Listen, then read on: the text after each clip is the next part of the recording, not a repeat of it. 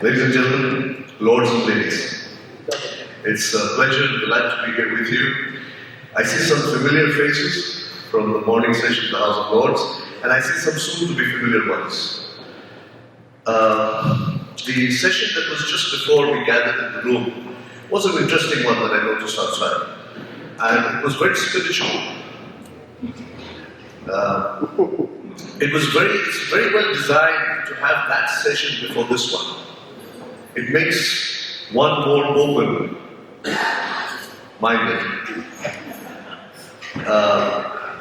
Lord Desai spoke about perception. That was one of his parting comments, I remember, from the session in the morning at the House of Lords. I'd like to link perception, leadership, and alcohol in a little story. There was one more thing was about, see, a leader is not a leader only at work. It's like integrity. You cannot have integrity just at work and not at home. Or you cannot have a kind person who is not kind to his children. So similarly, we have to practice our qualities in every sphere of life. There was a man. Hello. There was a man. There was a man who wanted to teach his son how to drink alcohol. Now, this is a strange thing to do, but times are changing, ladies and gentlemen. His understanding was this, that if I teach him how to drink alcohol, how much to drink, and when to stop, that will be better rather than his friends teaching him, because they don't know themselves. So it's better to start young. I don't advocate it, ladies and gentlemen. This is just a story or a joke. Depends on what happens after the story ends. So he takes his son to a bar. Son is of legal age. Please. House of Fumes. He takes the son to a bar and he gives his son the first drink. And he starts drinking with him. And there are other people sitting at different tables. And he asks his son, after drinking a little bit with him, because it has to be experiential, training. So he says, son, do you know when to stop drinking? He says, no, Dad, when? He says, you see those 4 people sitting at the table there? They're drinking there. When those 4 people look like 8 people, that's when you stop drinking. But he said, but Dad, there are only 2 people there. Ladies and gentlemen, leadership is about perception. We also spoke of alignment, if you remember, in the morning.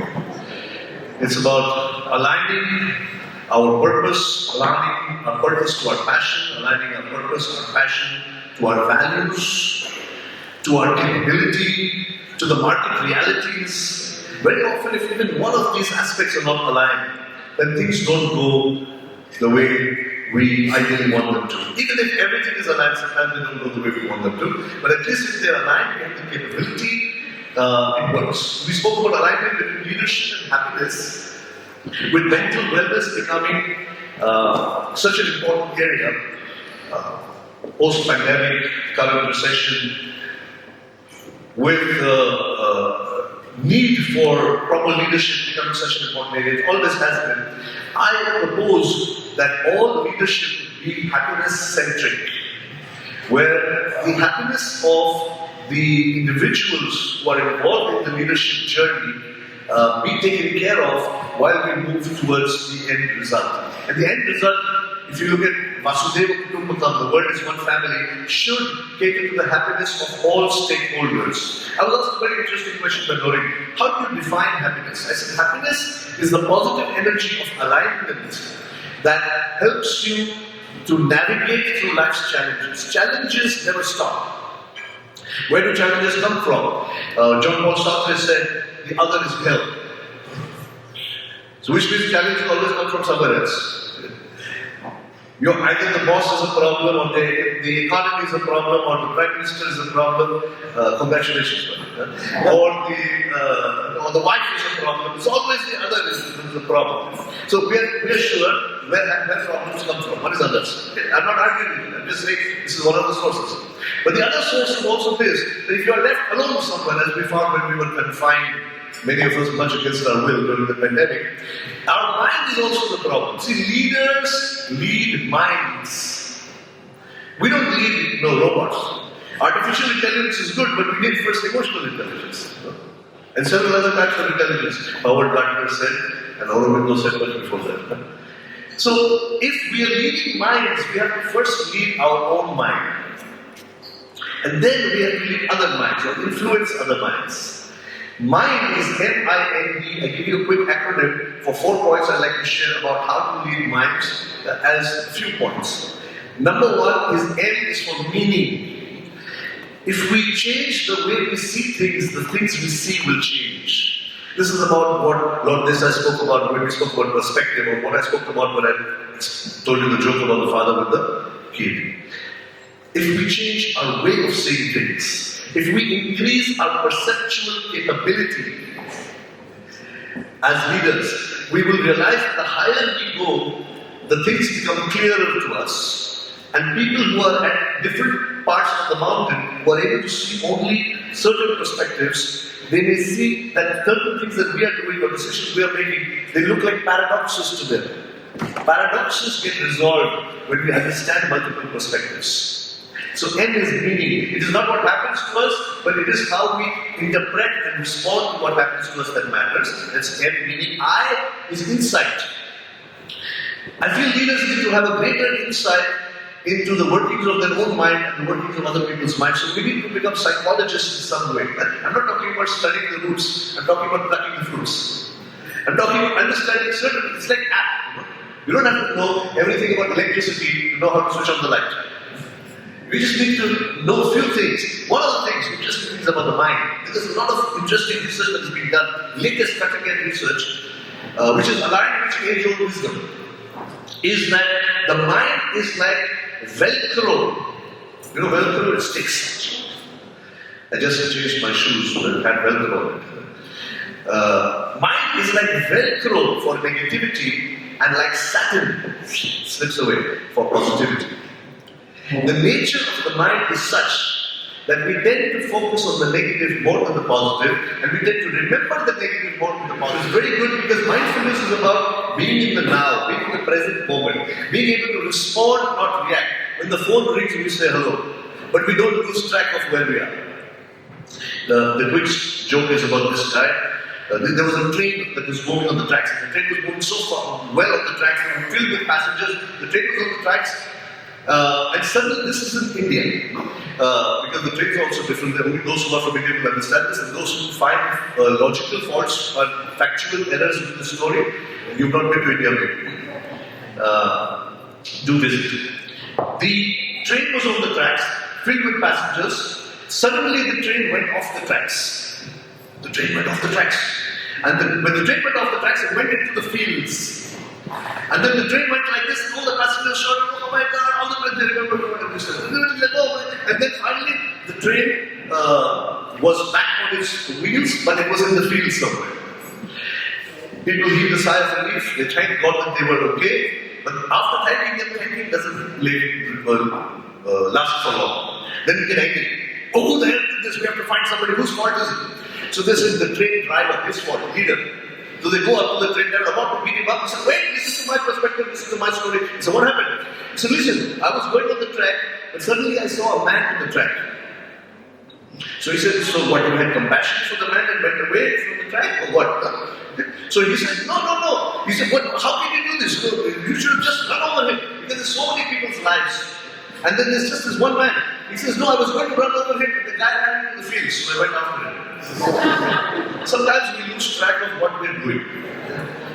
So, nowness helps us to be mindful and be in the moment and be present and keep bringing ourselves back. A leader is one who learns, unlearns, and relearns and is adaptive to the changing environment, but that can only happen when there's objectivity.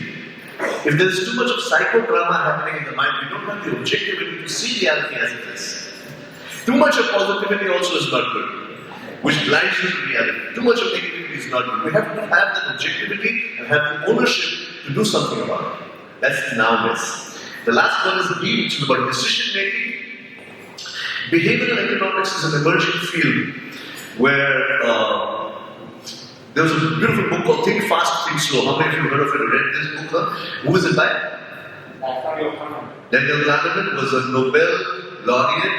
He got a Nobel Prize in economics, whereas he's a psychologist. We have a renowned economist with us today, sir. Daniel Kahneman questioned the premise of classical economics, saying that human beings are irrational. They don't fall. If something is more expensive, you should not buy it. But if something is expensive, people want it more. And so people are stupid in some way. He didn't say that. He says they have cognitive glitches, which is glitches in the software of the mind.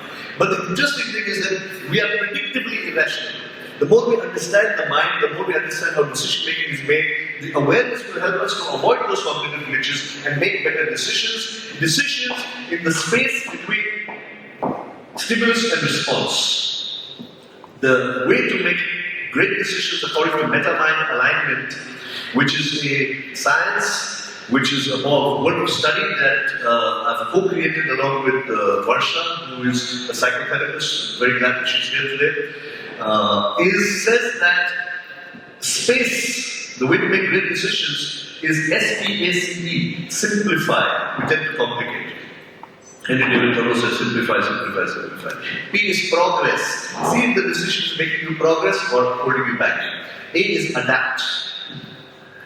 C is contribute. Are our decisions helping us to contribute to others? And E is enjoy. Sometimes, in the seriousness of what we do, we forget to enjoy the moment. And I'm so glad to be here with all of you here today, enjoying the time that we have, contributing to each other. There were some amazing insights that came out from all the leaders in that little bites that they gave in front of the TV camera and to all of us. Thank you very, very much for that. I'd like to end with just one story, last story. This story is from the Upanishads about a man who used to give a sermon on the top of the hill. He had a big, long, white beard. You have to imagine this was because I cannot create all that. Huh? So, big white beard, twinkle in his eyes, and beyond the point, a lecture is not a lecture. It's like if you connect this energy transfer. So this guy has a great audience, they love him, he loves them, but there's always somebody in the audience who thinks he knows more than the speaker. This has been my experience for over 30 years, over 1 million people that I've trained all over the world. Somebody or the other, this is okay. But stories anybody can tell.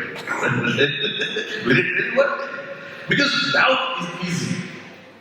Trust is a decision which is difficult. People sitting around, one guy in his mind is called, let me show everybody that this guy is useless. So he goes up and he makes a plan. His plan is that he'll put a little bird in his hand. Those of you who know the story, look at how it's told, please. He'll put a bird in his hand and he'll go up in front of everybody and he'll ask him, what do you what's in my hand? The guy will say it's a bird. He'll say, is it alive or is it dead? If that man says it is alive, he will kill the bird and prove him wrong. If the guy says it is dead, he'll open his hand, the bird will fly away and he'll prove him wrong. If you want to prove somebody wrong, if you want to find fault with something, then you can do it. It's not about intelligence, it's about attitude. Evening time, sun is setting, man's beard is flowing in the breeze. This guy comes up with the bird in his hand, he says, tell me what's in my hand. So he looks at him, he smiles. See, there are only two types of people who smile a lot. One is masters because they know everything, second is idiots because they know nothing. The rest of us don't smile so much. Most of you are not smiling. We see this people. So he says, is it alive or is it dead? So he looks at him, he smiles, he says, it is what you wish it to be. It's in your hands. This is an amazing program that has been organized by White Page. My compliments to Abhimanyu, my compliments to Sarvat, the entire group. Thank you so much, dignitaries who are here, who graced the occasion. Without your presence, this would not have been possible. And what you take out of this day, this powerful day, and what you make of it, it's in your hands. Thank you very, very much.